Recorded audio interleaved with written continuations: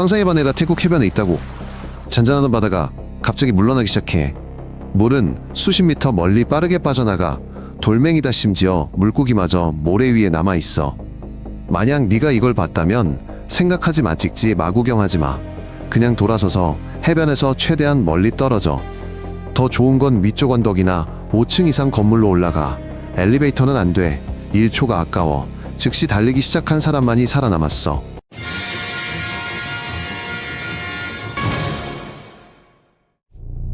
많은 이들은 파도 전에 비행기가 낮게 나는 듯한 혹은 거대한 기차가 굉음을 내는 듯한 이상한 소음을 들었다. 그것은 물소리가 아니다. 재앙의 소리다. 만약 그런 소리를 들었다면 그것이 무엇인지 이해하려 하지 마라. 그저 주변 사람들을 모두 데리고 떠나라. 뒤로도 해변을 따라서도 가지 말고 해변에서 멀리 벗어나라. 위로물에서 아주 멀리. 안전해질 때까지는 절대 뒤돌아보지 마라. 쓰나미는 영화 속 파도와는 다릅니다. 마치 바다 전체가 도시 안으로 밀려 들어오기로 작정한 듯한 거대한 물의 상승입니다. 온갖 쓰레기 배나무들이 뒤섞여 탁한 모습으로 밀려옵니다. 위에서 덮치는 것이 아니라 그저 밀려와 모든 것을 짓누릅니다. 여기서는 헤엄칠 수 없습니다. 돌덩이 파편, 그리고 엄청난 압력으로 인해 당신은 서 있을 수조차 없을 것입니다.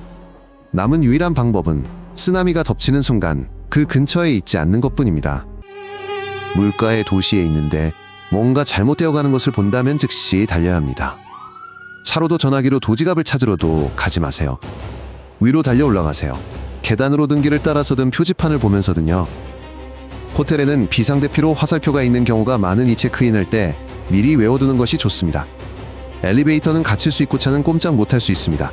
당신의 발만이 최고의 탈출 수단입니다. 그리고 더 높이 올라갈수록 당신의 생존 가능성은 더욱 커질 것입니다. 쓰나미는 경고 없이 오는 경우가 드뭅니다. 사이렌이 울리거나 안내 방송이 나오거나 그저 이상한 썰물이 있을 수도 있습니다. 이때 가장 중요한 것은 꾸물거리지 않는 것입니다. 촬영하지 말고 인터넷에서 검색하지 말고 기다리지 마세요. 도망치세요. 사람들은 종종 몰라서 죽는 것이 아니라 시간을 낭비해서 죽습니다. 스스로를 구하고 다른 사람들을 도우세요. 영웅이 되려 하지 말고 그저 주의를 기울이세요.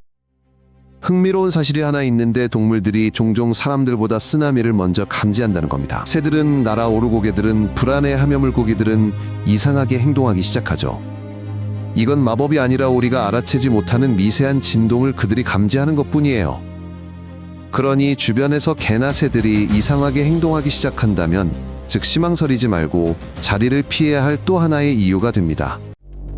원양에서는 쓰나미가 거의 눈에 띄지 않습니다. 파고는 겨우 1m에 불과할 수 있습니다. 하지만 시속 800km에 달하는 비행기 속도로 움직입니다. 해안에 다다르면 속도가 줄고 압축되어 더욱 높아집니다. 마치 거대한 대양의 모든 힘이 몇몇 거리로 압축된 것과 같습니다. 이때 물은 튀는 것이 아니라 거대한 압력으로 밀어붙입니다. 모든 것을 쓸어버립니다. 이것은 파도가 아닙니다. 움직이는 대양입니다. 시간이 있고 물이 천천히 다가오는 것처럼 보이지만 이건 착각이에요. 20초 만에 물은 허리까지 차오를 수 있어요. 그 다음은 끝이에요. 당신이 걷는 게 아니라 물에 휩쓸려가는 거예요. 2004년 태국에서는 파도가 10m까지 솟구쳤어요. 사람들은 호텔까지 미쳐 뛰어갈 새도 없었어요. 생각할 시간이 없어요.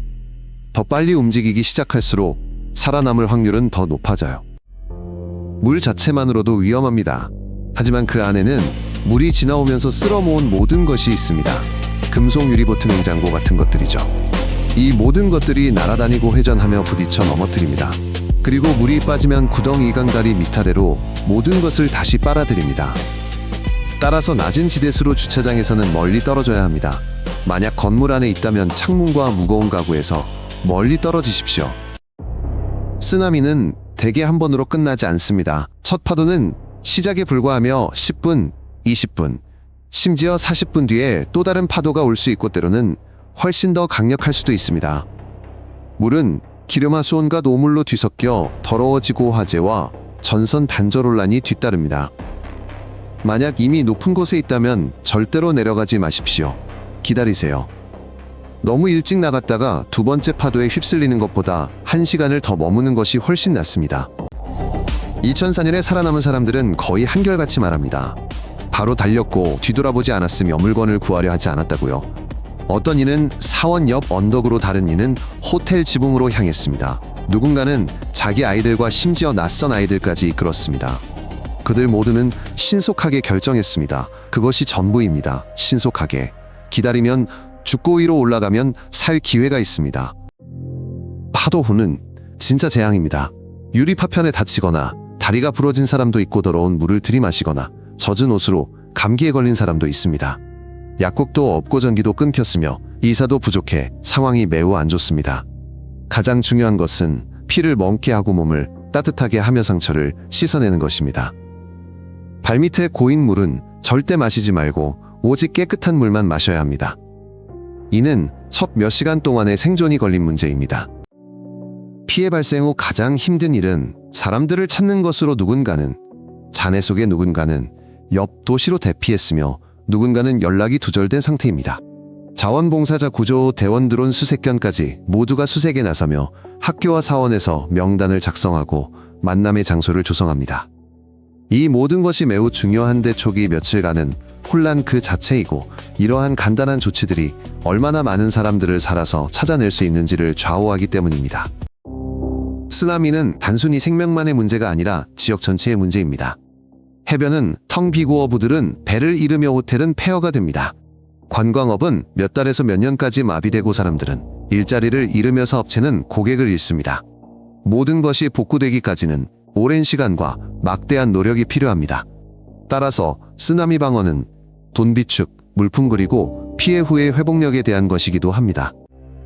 23만 명 이상이 사망한 그 참사 이후 모든 것이 달라졌습니다. 태국에는 사이렌 표지판, 학교, 훈련 등이 생겨났고, 사람들은 어디로 피하고 무엇을 해야 할지 배우고 있습니다. 하지만 결국 시간을 다투는 일입니다. 신호와 시스템이 갖춰져 있어도 제때 움직이지 않으면 모든 것이 소용없습니다.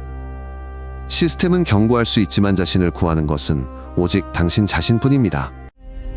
오늘날 바다에는 변화를 감지하는 부표들이 해안에는 관측소들이 설치되어 있습니다. 이 모든 것은 1분 안에 신호를 보낼 수 있는 하나의 네트워크로 연결되어 있어 전화, 라디오, 심지어 카페의 화면까지 모든 것이 작동합니다. 하지만 기술은 단지 일부일 뿐입니다. 때로는 늦고 때로는 고장이 나기도 합니다. 가장 중요한 것은 사람들이 무엇을 해야 할지 알고 즉시 행동하는 것입니다. 현재 태국 해안 도시에는 사이렌과 대피 경로지도가 설치되어 있고, 호텔에는 대피 계획이, 해변에는 표지판이 있습니다. 훈련도 진행됩니다. 이 모든 것이 잘 작동하지만 그렇다고 안심할 수는 없습니다. 결정적인 순간에 판단하고 결정하는 것은 바로 당신이기 때문입니다. 제때 일어나 떠날 수 있을까요? 고지대로 가는 길을 기억했나요? 명령 없이 행동할 준비가 되어 있나요? 만약 사이렌이 들리거나 썰물이 보이거나 흔들림이 느껴진다면 망설이지 마세요. 즉시 일어나 움직이세요. 소셜미디어를 확인하거나 프런트에 묻지 마세요. 그저 가능한 한 높이 올라가세요. 아이들을 돕고 불필요한 것은 아무것도 가져가지 마세요. 물다리 저지대에서 멀리 떨어지세요. 상황 종료 신호를 기다리세요. 그리고 그때서야 돌아오세요. 가장 중요한 것은 파도는 항상 생각보다 빠르다는 것을 기억하세요. 흥미로우셨다면 채널을 구독해주세요. 저희는 모든 것을 짧고 핵심만 다룹니다. 안녕.